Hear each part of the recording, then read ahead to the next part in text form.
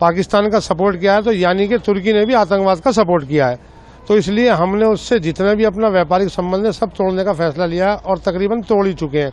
This time, if Pakistan dare take any action, and Pakistan knows it, what we are going to do.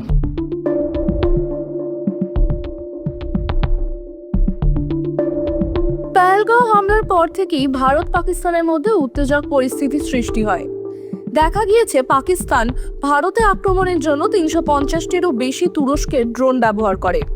স্বভাবতই প্রশ্ন উঠছে, ভারতে হামলার বিষয়ে কি পাকিস্তানকে মদদ দিয়েছিল তুরস্ক? বিভিন্ন মহলে জল্পনা চলছে এই বিষয়ে।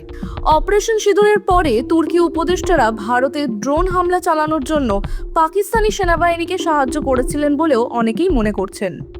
এই পরিস্থিতিতে বয়কট তুর্কি প্রচার শুরু হয়েছে দেশ জুড়েই।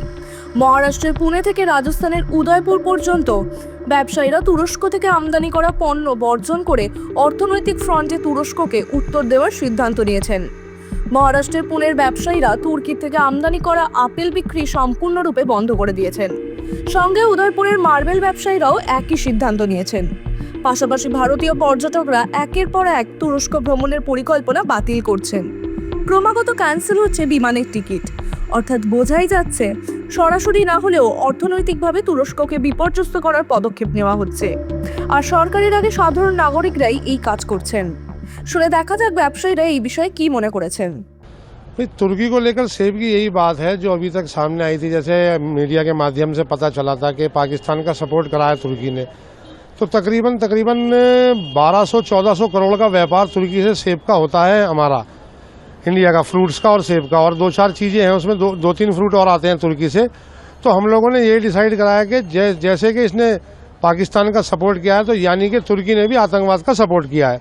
तो इसलिए हमने उससे जितने भी अपना व्यापारिक संबंध है सब तोड़ने का फैसला लिया है और तकरीबन तोड़ ही चुके हैं। टर्की ने जो भारत विरोधी गतिविधियां और पाकिस्तान के हक में जो भी कदम उठाए हैं, उसके लिए हमने यहाँ पे जो भी टर्की से आयातित माल जो भारत के अंदर आता है उस पर रोक लगाने का एक निर्णय लिया है और हमारे सभी सदस्यों ने इसे सर्वसम्मति से स्वीकार किया है। इस तरह के क्या है माल? भारत के अंदर लगभग आप बात करें तो 14 से 18 लाख टन माल आयात भारत के अंदर होता है, जिसके अंदर एक बहुत बड़ी भागीदारी लगभग 70% की टर्की के आयातित माल की है। और अगर इतनी बड़ी संख्या के अंदर भारत के अंदर टर्की का माल आता है तो कहीं ना कहीं हम उन्हें सपोर्ट कर रहे हैं। और उन्होंने जो राष्ट्र विरोधी गतिविधि अभी जो करी है उसमें अगर इस माल को पूर्ण तरह से उदयपुर ही नहीं और भारत की समस्त एसोसिएशन अगर रोक देती है तो कहीं ना कहीं ये एक बहुत क्लियर मैसेज पूरे अंतर्राष्ट्रीय कम्युनिटी को जाएगा कि सरकार ने जो इतने गौरवपूर्ण कदम जो उठाए हैं अभी, उसके लिए सरकार अकेली नहीं, उनके साथ उद्योगपति और समस्त भारतीय सरकार के साथ खड़ा है। टाइम्स नाउ खबर।